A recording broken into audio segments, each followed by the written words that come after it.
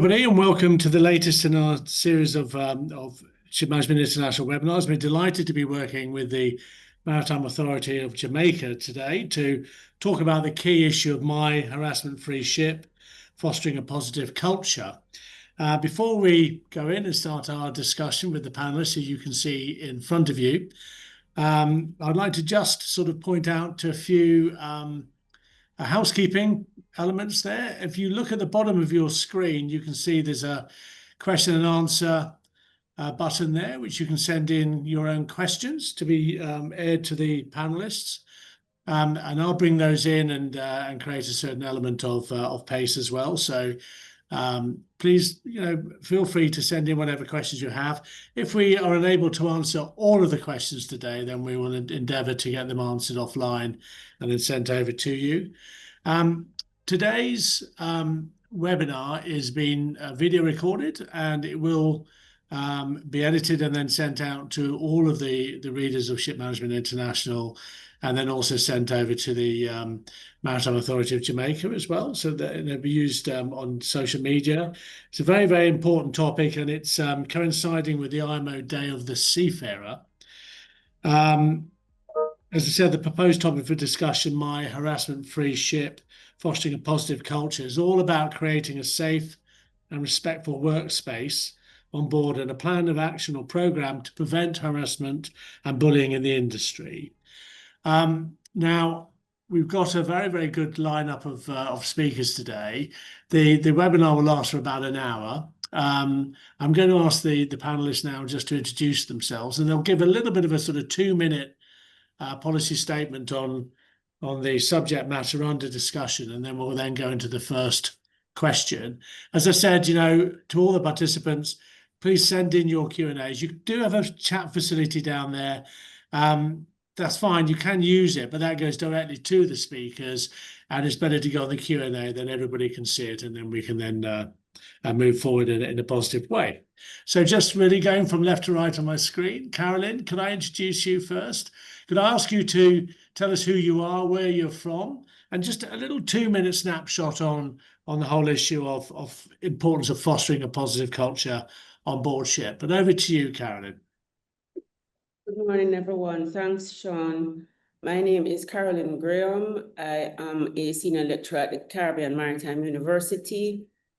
My PhD work was on seafarers' representation, being able to speak out on safety and health issues surrounding the standard that was put in the Maritime Labour Convention. Now, this is a very, very important area, and even though not common, I'm still holding on to my area of research in terms of worker representation in safety and health, in particular, seafarers' voice, seafarers being able to speak out on safety and health issues. Workers having being empowered, having the capacity, the capability, backed by appropriate regulations, is very, very important in the workplace, and is very important to safety and health, and is very important to something like harassment and bullying.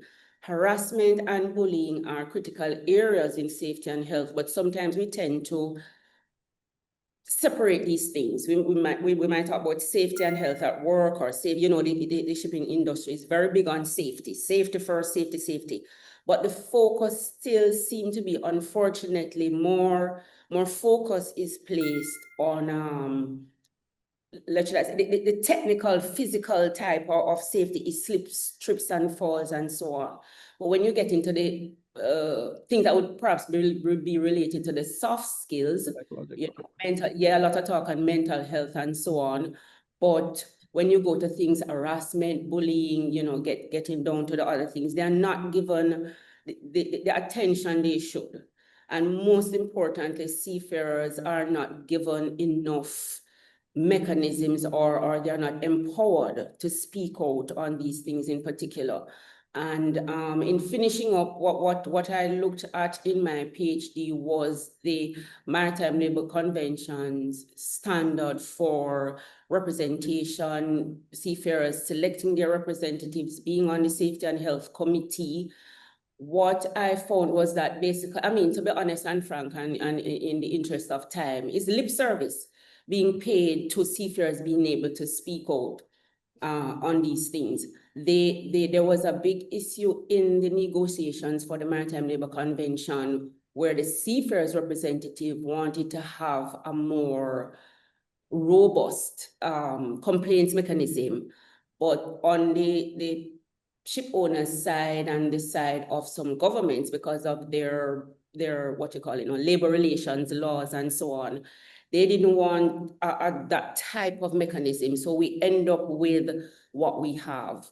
The standards, yes, we understand there's a lot of groups and minds come together to form these things, and we have to compromise and have consensus. So sometimes what we end up with are kind of less than robust mechanisms that we would want to have, and they don't really end up serving the purpose. Thank you. John, you are muted. Thank you, Kuba. Thank you. Very, very comprehensive snapshot there, Carolyn. A number of points there that you raised there we'll bring into the discussion. Georgia, you're next on my list, going from left to right. Could you introduce yourself, please, and a little bit of a sort of snapshot on this whole issue of harassment at sea and what have you? Hello, everyone. Thank you for inviting ISWAN to join this webinar. My name is Georgia Allen, and I'm the Projects and Relationships Manager at the International Seafarers Welfare and Assistance Network. We are an international NGO, and we are working to ensure that seafarers and their families have the support and resources that they need to respond to the challenges of life at sea and to drive seafarer-centered change within the maritime sector. We do this through various means, but our core direct first services, and probably what we're most well known for, are our helplines, Seafarer Help and Yacht Crew Help, which are both free, 24/7, confidential, multilingual, multi-channel helplines for seafarers and their families around the world. ISWAN operates internationally. We do have offices in the UK, India, and the Philippines, but our support is available round the clock to seafarers of all nationalities and all regions around the world. When it comes to the issue of harassment, or as we are calling it internally at ISWAN, ABHDV, which stands for abuse, bullying, harassment, discrimination, and violence, to capture the whole range of these issues, ISWAN hears regularly from seafarers who experience these challenges whilst living and working at sea. In the last 6 months alone, we've received over 100 calls from seafarers who are experiencing these issues, and they are often accompanied by a mental health concern or a mental health illness. So we see very visibly the relationship between experiencing harassment at sea and then this resulting in mental health problems or mental health concerns for the seafarer and those around them. We try to take a proactive approach to ISWAN with our projects and our initiatives. One such example is a project we have called the Safe and Inclusive Future for All Seafarers project, or SAFER as it is more easily known. And this project is all about trying to redefine understandings of what safety actually means in a maritime context by addressing personal safety issues which affect seafarers through the promotion of an equitable, diverse, and inclusive maritime sector. So at ISWAN, we define personal safety as meaning freedom from and perception of freedom from harm, the threat of harm and perceived harm. As mentioned just previously, often safety in maritime is considered only from a physical standpoint, but we recognize at ISWAN that an environment can only be truly safe for all if it's also psychologically safe, diverse, inclusive, and equitable. And so the SAFER project is treating all influences on seafarer safety as equally important for their well-being and central to the sustainable future of the sector. Now, often cultures of safety, it's hard to know where the responsibility lies for creating such cultures on board. We believe that it's everyone's responsibility, shore, sea, top, bottom. And so one of the approaches that ISWAN has taken is to look at more innovative or unusual ways of approaching this topic. And we have recently, or last year, we launched a campaign which is all about the concept of allyship for creating safe cultures on board, the responsibility of all, and educating on how to present and demonstrate allyship behaviours towards your peers and your colleagues. Okay, well, thank you very much, Georgia, for that. And again, with some elements there that we can bring into this discussion. Maria, coming on to you now. Hi, welcome to the webinar. If you could just introduce yourself and a little bit of a snapshot on the issue under debate. So hi, I'm Maria. I'm a psychologist with the One Care Group, and essentially sort of our position on the debate, as you put it, is that kind of and I particularly like the tagline, fostering a positive culture. So sort of going beyond, the mandatory training and kind of the punitive measures of what would happen if reporting takes place and then how to do it. Kind of these are the things where, we tend to lose people. But I think really focusing on a positive culture is showing that there is a shift here. It's showing that the industry is looking more at career progression, at seafarers' satisfaction with their role, really giving importance now. Because of the sheer number of seafarers, the idea was that kind of people will come and go.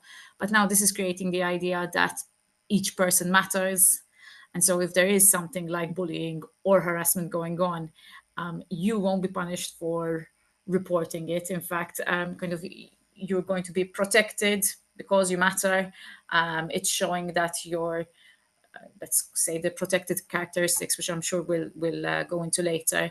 Kind of these are important to you and therefore to the company. So I think this shows the start, let's say, of quite a big shift within the industry, which is quite exciting, really, going beyond the training and the measures. Okay, thank you very much, Maria.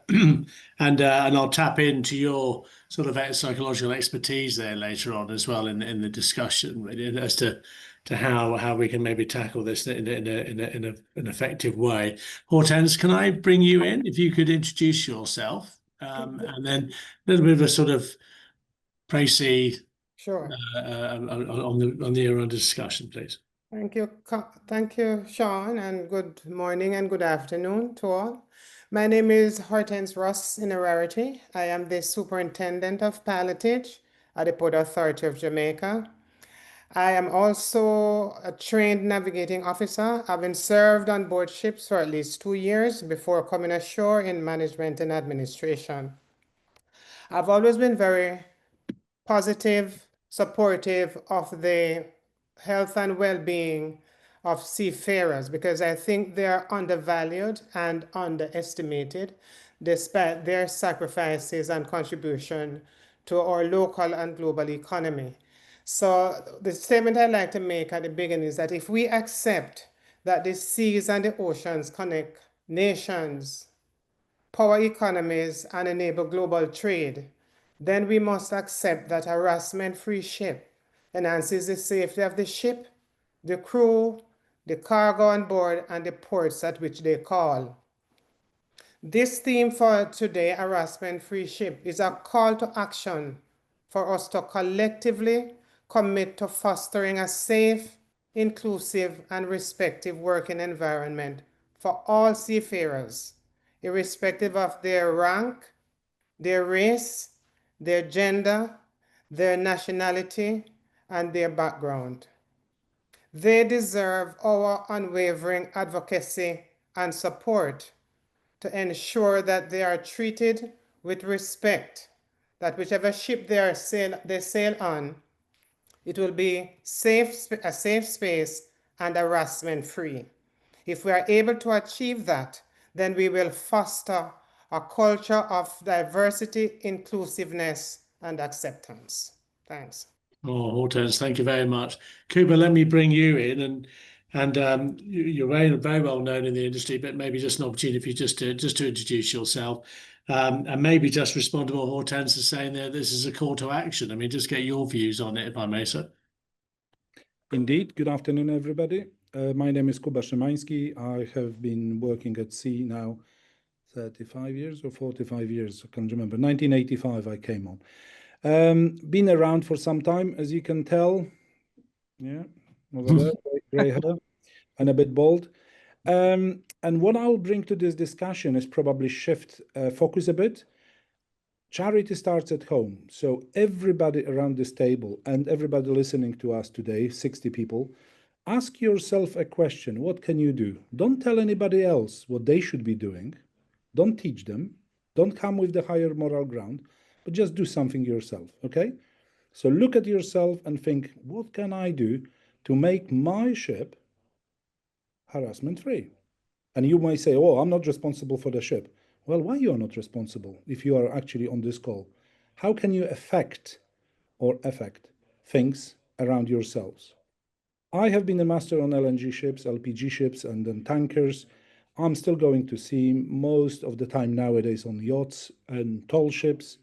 I'm surrounded by young people. I see the generation shift. But also, as a Secretary General of InterManager, Association of Ship Managers, and more importantly, crew managers, our members are not responsible for 90% of all seafarers, because crew managers are responsible for seafarers. And what can we do? Now, more importantly, what do we believe we can do? And I think that's the problem, because we do not believe that we are responsible for a lot of things. We are very happy to tell others what to do, but not necessarily ourselves. Now, my take on this one would be, well, how can we bring higher up organizations such as charterers, owners, flag states, Jamaica, hello, what can you do with safe manning? How can this stop harassment of seafarers? Don't you think that having 14 people as a safe manning is a huge harassment on board of everybody who is asked to work 90, 100, 110 hours? When Jamaica, you agree to allow hire and fire system.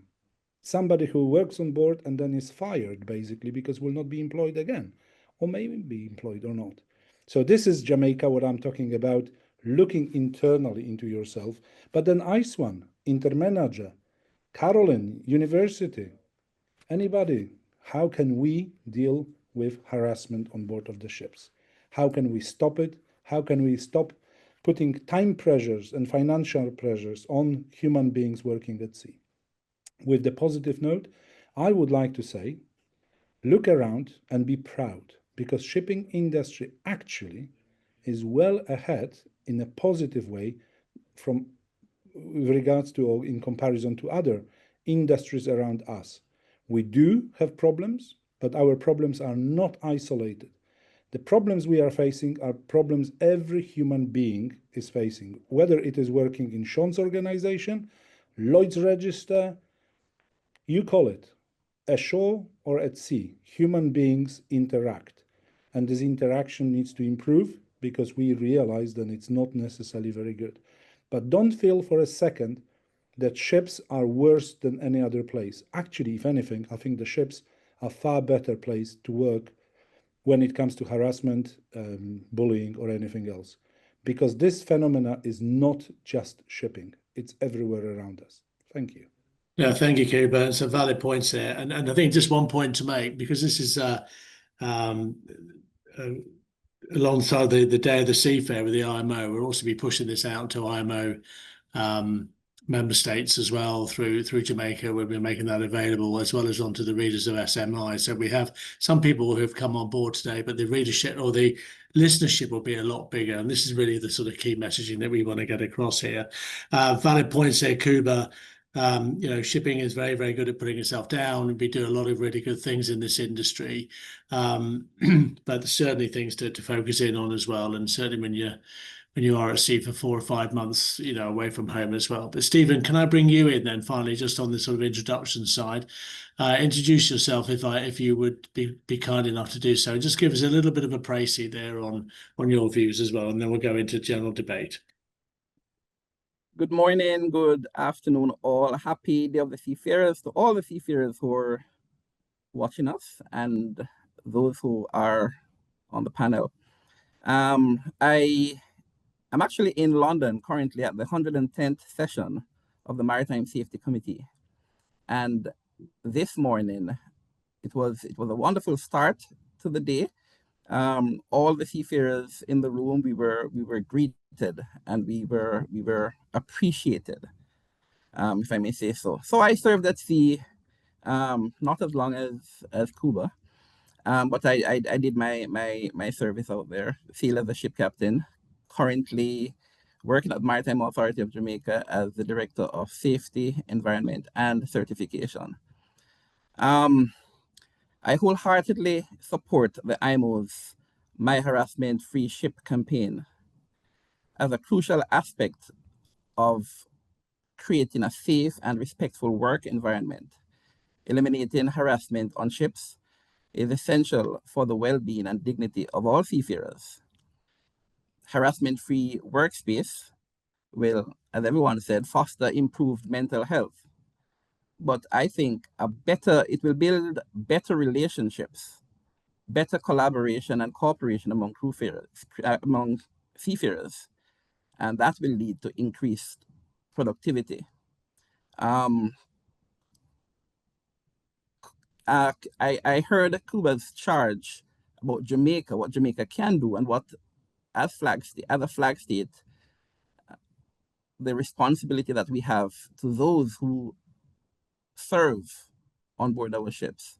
I am pleased to state that at the Maritime Authority of Jamaica, we do have a registrar of seafarers, and she's actually she's a trained social worker, and she is trained, and she provides, there's this mechanism where seafarers, Jamaican seafarers who are trained in Jamaica at the Caribbean Maritime University, and those seafarers who serve on Jamaican ships, she's an avenue that she certainly can be approached.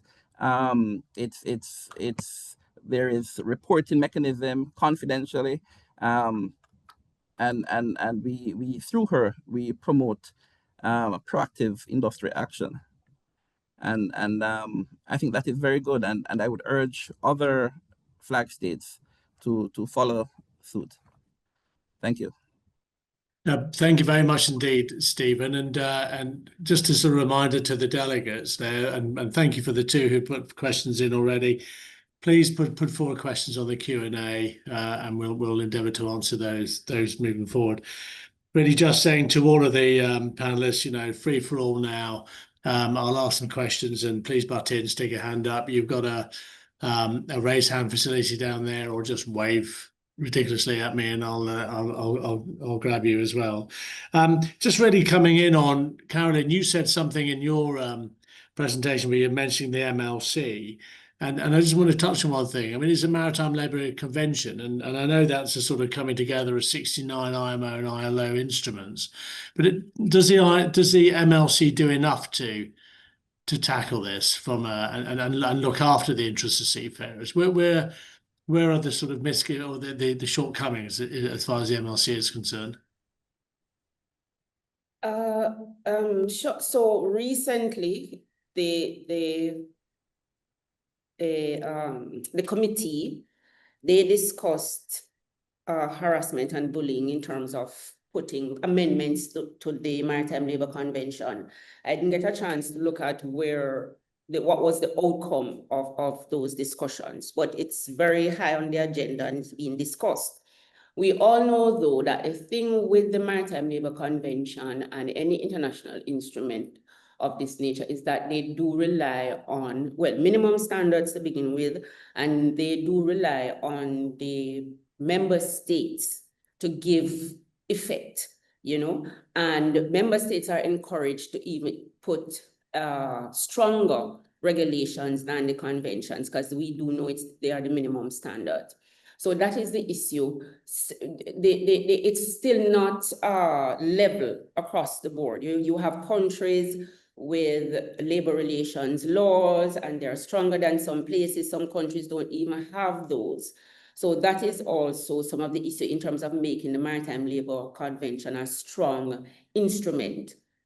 Seafarers are also not empowered enough in the Maritime Labour Convention. And again, it comes back to countries, flag states, port states, maritime administrations, the people who go to negotiate these things. Yeah. Unfortunately, sometimes people who go to these meetings are not even they're not versed on the issues they're going to discuss, to be frank, right? So the instruments have to be stronger. We, the people who are going, the member states, have to have this vision of this culture and go knowing that we are trying to make seafarers' lives better and sign on to stronger regulations and commit to having our countries put these laws in place. Jamaica has relatively recently put in harassment and bullying, sorry, not harassment and bullying, but harassment in the workplace, overall regulations. Legislation. Yes, so we have that we can, what you call the word now? Well, make adjustments to, for want of a better word, to our Shipping Act to make stronger regulations on board. But internationally, with the Maritime Labour Convention, it's fairly weak. The part that I am concerned with is seafarers' voice in these things. And again, I said there's enough research out there in land-based workplaces, land-based occupations, about the role of the worker's voice in these things, and supported by the word that nobody wants to hear, unions. Right? So we are saying and talking, but I don't believe the actions are commensurate with what really needs to be done. I think seafarers themselves are fed up and tired of the talk and the platitudes and the day of the seafarer and let's, oh, hi, hello, seafarers, we recognize you. We want it to go beyond that, to real solid actions. And it can be done. Again, we come back to things like talking about political will and what is happening on the ground and countries, but it can be done. Stronger mechanisms for seafarers. The ISWAN person talk about seafarers calling their lines. Why do seafarers use some of these outlets rather than the formal mechanism, the complaints mechanism in the Maritime Labour Convention?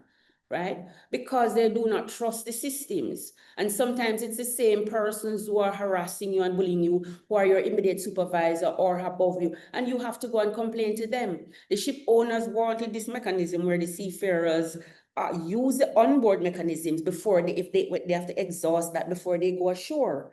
So, and that doesn't work because sometimes the person needs to go to follow the, what you call it, the chain. Yes. It's the same person. You can't complain to the person who's harassing you. And they want to see that exhausted before they go ashore. Whereas the seafarers group wanted a mechanism where the seafarers could go directly ashore even before trying the onboard. So we have to think about what we put in place and we have to be really serious. I don't know how serious we are. Caroline, let me bring in Georgia here, and thank you for your comments there. Georgia, you got your hand up there, and I was going to come to you actually with regards to that, but what are your thoughts?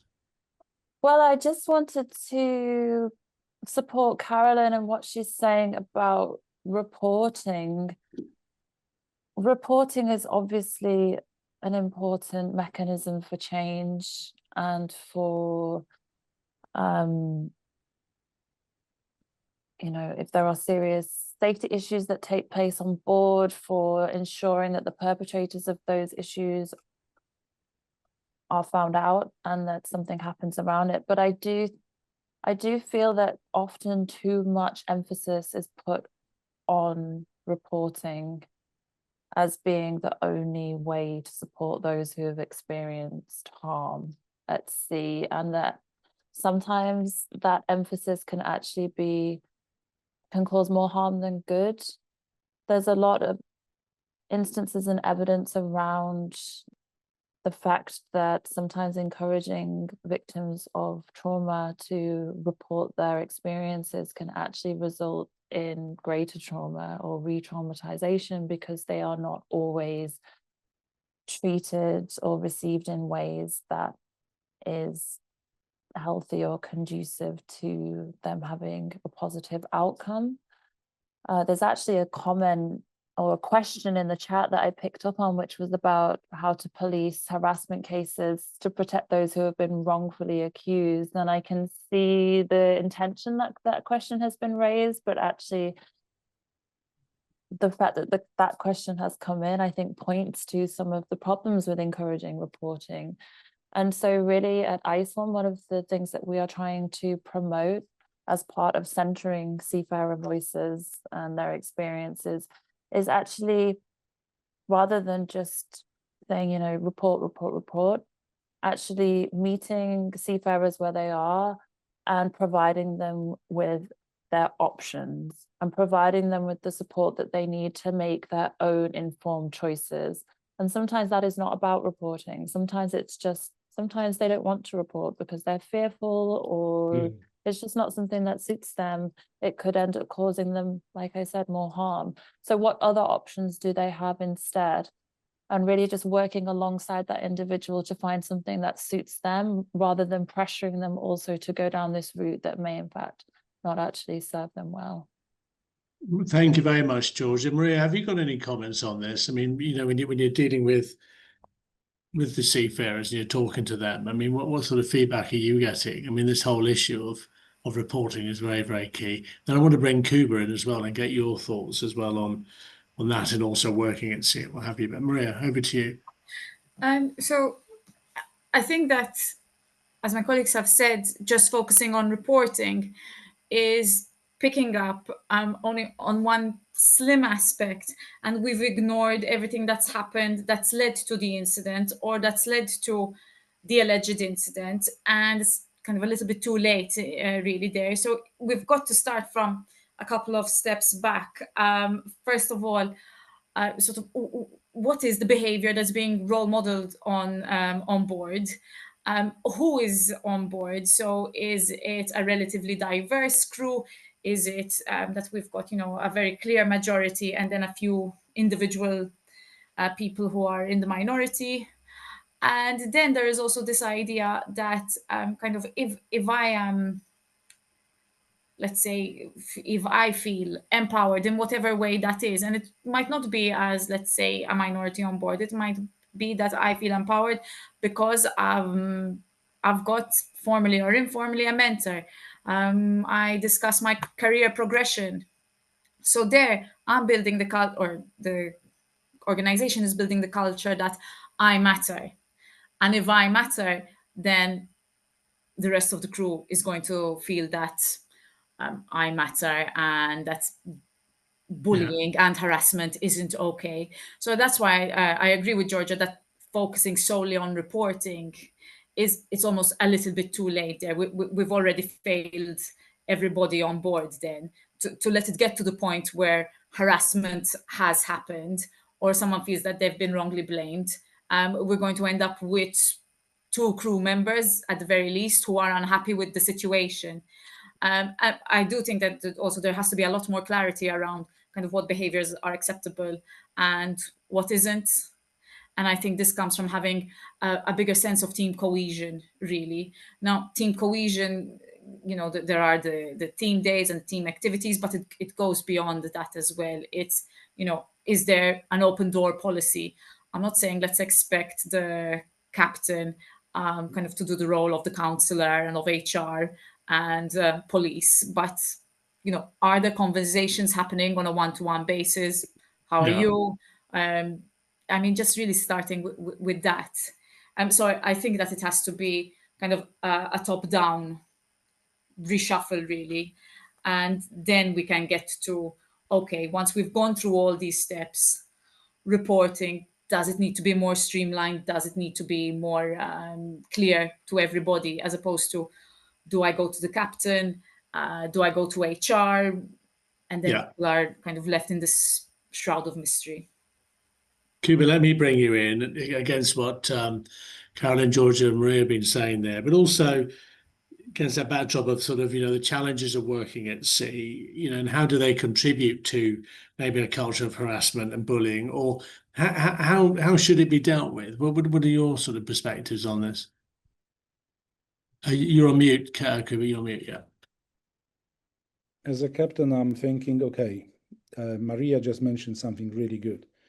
I like to portray myself as a mentor on board of the ship, okay? So I'm trying to step back, allow chief officer, second engineer to run the ship, okay? And chief engineer and myself are those guys who are the last resort. But now look at this. Since 1994, can I afford to do that? 1994, we had something like 30 people on board, okay? We had a chief steward, we had a radio officer, and we had others. Now, minimum safe manning says 14 of us will do. I am absolutely snowed under. I've got not enough hours to deal with everything. I'm still trying very hard to make sure that I do have time for our people. But you know what? Every 25th of the month, I have to go down to the fridges and count how many sausages we have. Can you believe that? The guy who earns £15,000 a month, that's my salary, right, at sea, I am counting how many beers, how many sausages we have on board. This is the environment I'm working on. Instead of empowering, as Carolyn says, I've got the junior officers on board who I need to oversee, I need to mentor them, I need to make sure that I spend some time with them, and so on and so forth. Industry requires me or reduces me to be a chief steward, to be an assistant, to be a secretary, and so on and so forth. We just calculated how many messages do I have as a captain to send on departure from port? 51.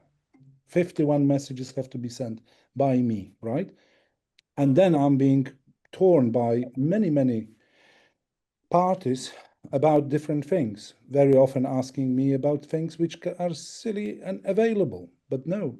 So I don't have basically time. And I'm not saying I, Kuba, don't have a time. No, shipping industry created an environment where senior officers are not designed to devote time for something which should really be important. But let's go further. Let's go away from the captain. Let's go to the managers. And look what's happening with the ship management, and even further with owners. And what about the cargo operators, cargo owners? The pressure they put on people down. And look at something which is extremely important for us, and I would like to smuggle it as a harassment. Criminalization of seafarers.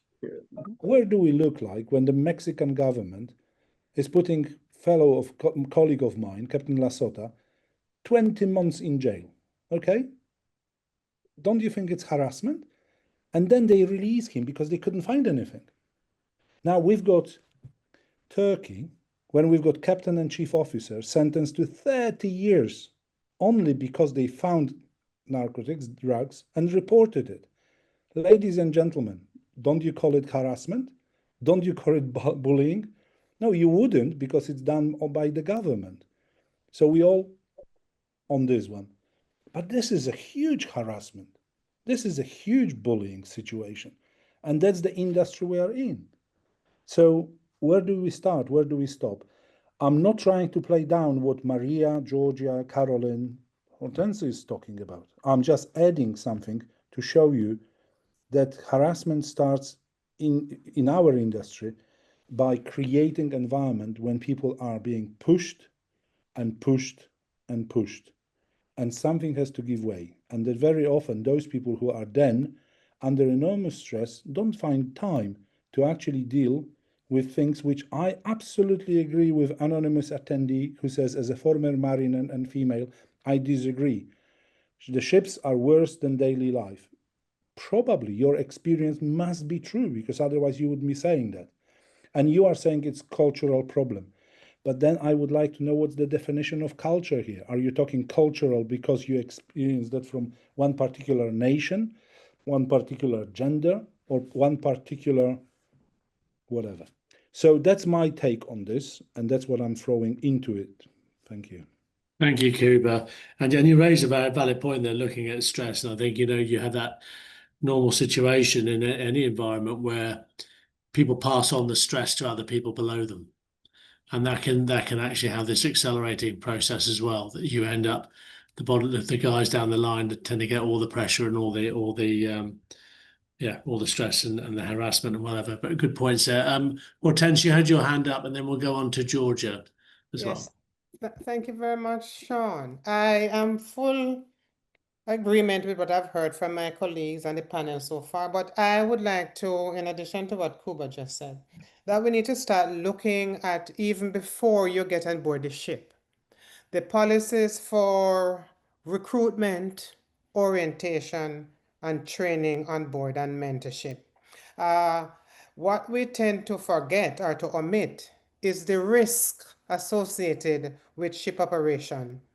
And if the captain is just mentioning is increased workload because he's now an administrative officer and is an inventory manager, instead of focusing on ship safety and operation, then you can see where the risk to the safety of the ship is now an issue. And if you have seafarers, even one, on board that feels isolated, that feels unappreciated, that is ridiculed, that's a threat. The ship is now vulnerable. Yeah, and that vulnerable ship, you can have accident actually in port, because any mishap or action for someone who is mentally stressed or feeling unappreciated can affect the safety of the ship and the safety of the port. So I think we need to look at the beginning when we start to recruit. I think the employment, the contract for services should have a mandatory clause that from the shipping companies, right, that when you join the ship, you sign because you're aware of the penalties for non-compliance on issues that relates to harassment and bullying, and penalties for breach of those. It should be mandatory in those engagement contracts. Okay, thank you. Georgia, you've got your hand up. Yeah, thank And then you. Stephen. Yeah. We're talking quite a lot about culture here, which I think is bang on. It's very important. The problem with issues like harassment and bullying is that there's two common camps. There's the people that it's happening to. There's obviously the people that are perpetrating it, but then there's also all the other seafarers, colleagues, crewmates who don't feel that they're involved. They're not doing the bullying. That's not their personality. They don't see themselves as being aggressors in this type. And so often the onus for preventing these kind of issues can be put onto those who are experiencing it themselves. So with the reporting or speaking up, speaking out, going to leadership, whatever it might be. And that is a huge, huge pressure on someone who is already feeling disempowered by the fact that they're being bullied or they're being harassed. And that's why I just want to bring up again something that I spoke about in my introduction, which was this concept of allyship as a behavioral and a cultural change for the sector. The concept of allyship is one that can be embraced by all, regardless of whether you feel that you are part of the problem or not, whether you have ever displayed bullying behaviors or not. It's something that can be taught quite easily and quite simply in terms of how to display actions and behaviors that are supportive to those around you and make teams feel safer and more cohesive. I did want to share in the chat maybe some of the resources that ISWAN have developed around this concept, but I don't think I can put them in, Sean. So maybe it's something that could be circulated afterwards. Yeah, we can circulate them afterwards, Georgia. That's fine. But yeah. That would be great. Yeah, there's a whole campaign all around teaching allyship behaviors on board and the positive impact that this can have on overall crew cohesion and safety. Okay, thank you. And just before I come on to Stephen, and I know Maria wants to ask a question as well, thank you to the delegates who are putting questions in. We've got a few in there, which in about five minutes or so, we'll start hitting those questions as well. But Stephen, over to you, your views. Well, I wanted to make it known or establish it.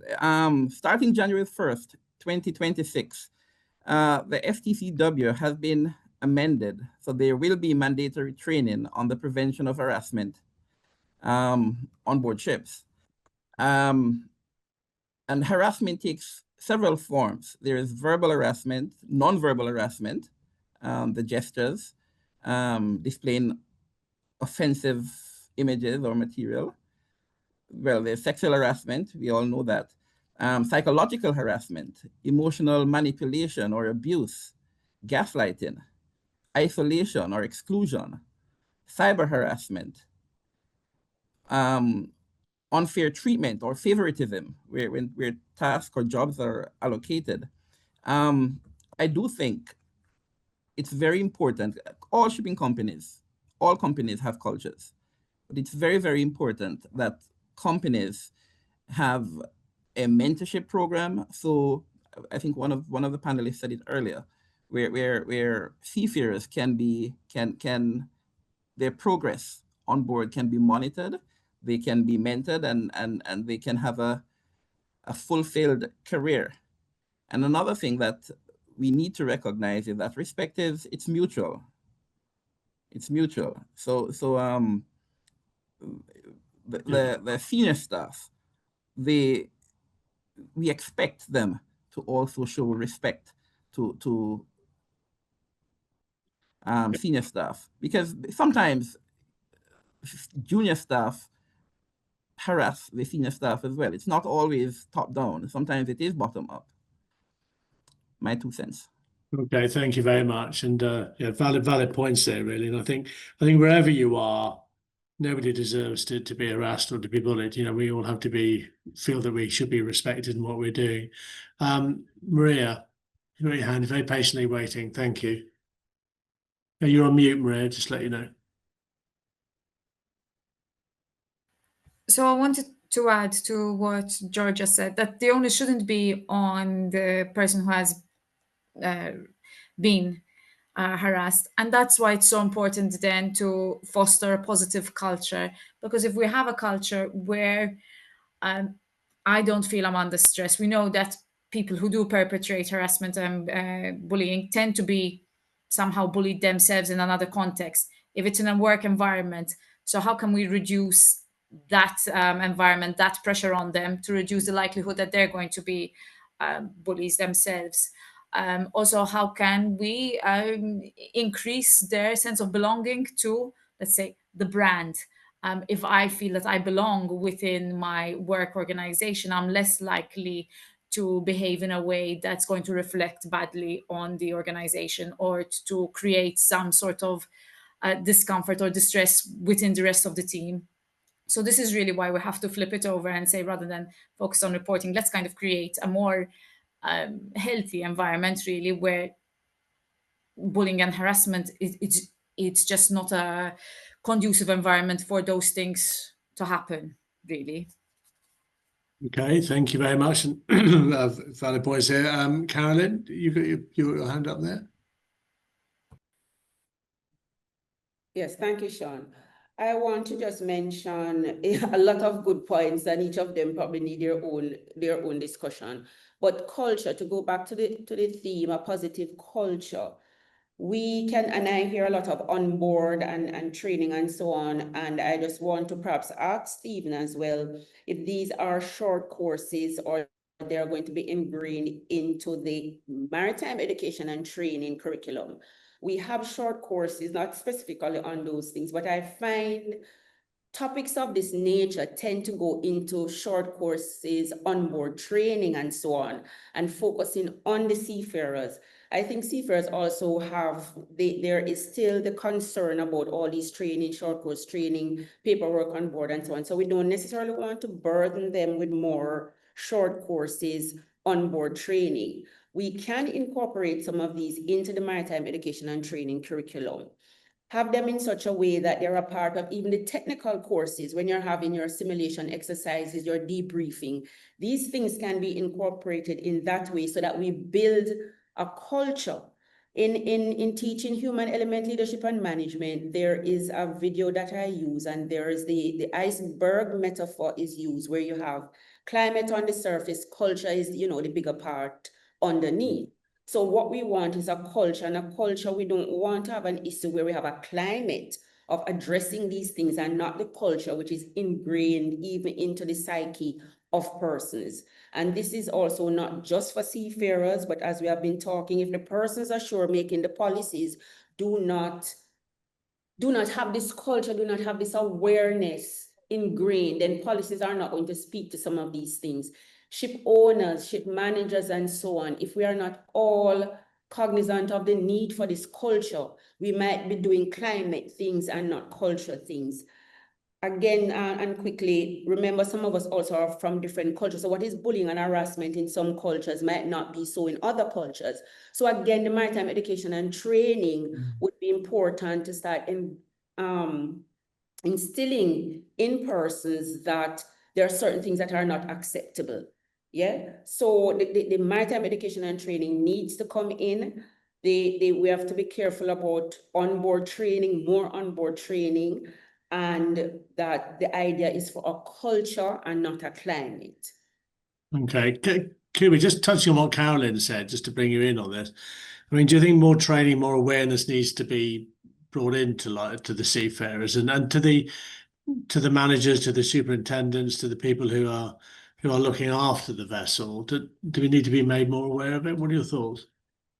On one hand, I would say definitely yes. But on the other hand, what I said, there is 24 hours in a day. The training, Carolyn, do you know how many little certificates I need to have? That's what I'm saying, not those as a short courses, onboard training and so on. But if we embed things into maritime education and training, where the seafarers are 4 years, you know, then it would be better. I think so. But on the other hand, you know, I've got 26 little certificates, which I cannot do without with my certificate of my main certificate. 26. Majority of them have to be renewed every 5 years. And you know what? I'm just about to go on the ammonia as a fuel course, right? And I have been on the ballast water, and I have been on EGDIS, because we've got 26 EGDISs already. And my brain and my head has not changed over the last 35 years. It's the same, as you can tell. It's not growing bigger. So I'm not trying to play down on it. Obviously, I have done management of change, for example, because it really, really interests me. I have done my MBA. I have done a lot of other things because I believe that as a shipmaster nowadays, I need all of this, right? But courses, if you think about it, 40 years ago, I went through 5 years university to become a shipmaster. Nowadays, my son went 2 years in Fleetwood. 2 years plus 1 year at sea, 3 years. 5 years, 40 years ago, 3 years now. Why is that? And he's got far more to learn than I had. Honestly, I can see that. There's so much. So what we are doing, we are not walking our talk. We are reducing time and putting far more into it. And we are surprised that people are saying, you know what, I'm overworked. I can't do that. I'm just checking here, anonymous attendee, unfortunately. I don't know whether it is the same person posting 7 times or is it 7 people posting. But it doesn't matter. It doesn't matter because all those points from the anonymous attendee are extremely valid, very good points.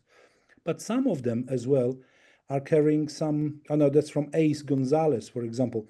It carries something which I would like to argue with, and especially the language. Look at this. We cannot deny that majority of seafarers do come from less privileged households. Ace, I do deny that. Yeah, we cannot deny? Yes, I do deny that. In the same language you are using.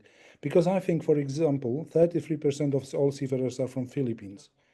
And our Filipino seafarers are definitely regarded as a more privileged human beings in Philippines than anybody else in Philippines.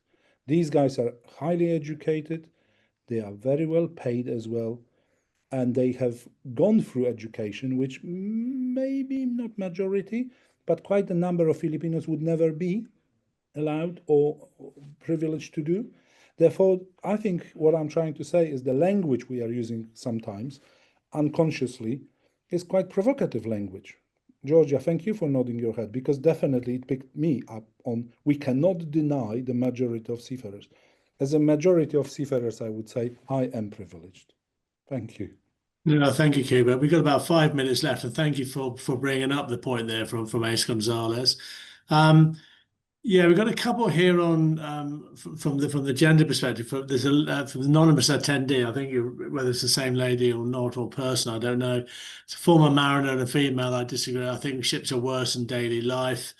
And then bringing up the female experience, because in order to fix problems, we need to recognise that some seafarers on board are inherently going to have more challenging life experiences. Is there a way we can address this in a more productive way? Cameras on board are a start, but female seafarers need more. Who wants to have a go at that one? Maria? Oh, Hortense? Maria, you go first, and then Hortense. I mean, the idea of cameras on board, for me, it was within the lines of kind of being more punitive and this fear mongering, which goes against kind of this positive culture. And also, where do you draw the line with that? Where will the cameras be? Yeah. Is it everywhere? Is it pointing at everyone's personal space? Is it only in the work areas? So I find that's problematic as a solution. Okay. Hortense, your thoughts? Thank you, Sean. I think it's a matter of goes back to the origin again, policy from the company, from the maritime organization, from the ship owner. And I would recommend for more females to be employed on a single ship. Instead of having one, at least two, and at least two from the same nationality. I think that's something we could look at because the diversity and the different experience enrich the environment on board the ship. But they need to be supported, they need to be empowered and not marginalized. Yeah. And to be recognized for their contribution, recognizing also that it is the entire ship that matters and not just one person or two person on board. As I mentioned before, we have to focus on safety. And if we link the safe transportation of the cargo from one port to another, from one country to another, then we can understand if one person err because of mental illness or isolation or marginal, the entire ship, the cargo, the crew on board, and the port is at risk because the ship is now vulnerable. So I must say, I heard, I was at a conference about 6 months ago, moderating a session, and a ship owner, I think it's Scorpio, somebody from Scorpio on the purchasing side, said that they were looking at a program to man or to put female seafarers, at least 70% of the complement on board their ship would be female, would be women, with a view to overcoming this issue. Because it is a problem when you got one female seafarer on there, you're feeling maybe a bit victimized and what have you. Just going on to, we've got a couple of minutes left. We could be talking all day, I think, really, on this very, very important subject. Yeah, ship culture, safety and security again. In an industry where tradition is so esteemed, it is sometimes hard to introduce new ideas. The idea of psychological safety is a new concept for many. How can we shift shipboard culture again, to prioritizing psychological safety without being seen as undermining the chain of command, especially when our shipboard managers often expect to be at the top of the hierarchy? Kuba, that's probably one for you to have a go at. Yes, and I read that actually, and I was thinking, do I like the hierarchy? I think yes, I'm all used to it. And it's probably not very good for me, Captain Kuba Szymanski, to answer. I would prefer my third officer today to answer on my behalf. And I've just paid off the ship, to be honest. And I came back and I was talking to my guys, and they said, we don't feel like you, Captain. We feel you are friends. You are the guy you empower us. We like working with you. When are you coming back? I would like to make sure that I'm with you, and so on and so forth.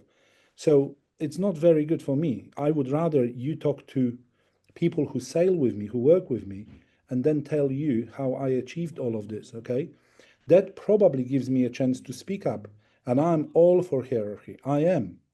but probably the definition of hierarchy is different, because I believe that person who is at the top of a hierarchy is fully responsible for people working with this person, okay? It's not given, then I got 4 stripes and I am the bog. I can do whatever I should be doing. No, because it's another way around. It's a privilege to be a person who is actually chief engineer or master, responsible for his ship or his department or something. And I think that makes a big difference. And then going further, technical superintendent, who's got 4 or 5 ships responsible for. And I believe this person is hinting on it, that sometimes people are promoted beyond their capabilities. Well, most probably, yes, I agree. But that means the system is not working very well. I think it's 5 o'clock, so I'll better shut up. Yeah, I'm going to give the last comment to Stephen, because we haven't heard from you for a wee while, Stephen. Any thoughts you want to add in on what you're hearing here? Very good discussions, very good discussions. I think the main takeaway is we definitely need a cultural shift. We definitely need to, and I think that IMO has started it by making this training mandatory. It's for us as flag states to encourage the companies that fly our flag, the vessels that fly our flag, encourage them to have mechanisms in place to encourage mentorship, to encourage a good, positive culture where all seafarers are comfortable working on board and their well-being being taken care of. Well, thank you very much indeed, everybody. Very, very important subject, and I think we've given it a bit of a fair go. I think in the areas that we've discussed a lot of the aspects, and thank you very much to the Maritime Authority of Jamaica to sort of coming up with the idea really and tying it in with the IMO Day of the Seafarer. We managed to get together a very, very an excellent panel today with a whole range of different views, and I'd like to first of all thank you very much for your time today, and also in answering in the way that you have. It's easy moderating a webinar like this when you've got people like yourselves there who just know what you're talking about, and you're very, very keen to sort of very, very able to sort of contribute as well, and that means an awful lot. I'd also like to thank the people who came in on the debate today, and also the people who are going to be listening to the debate when they download it online once it's been edited and sent out, because without your sort of involvement and hopefully you'll be taking some of the messages away with you in your daily life. But thank you very much to those who also posed the questions as well. It means a lot. But again, thank you very much, ladies and gentlemen, for your time today. A pleasure as always, and have a very good rest of the day. And I know some of you are just starting the day and some of us are finishing it. So thank you very much indeed for all your time. Thank you. Thank you.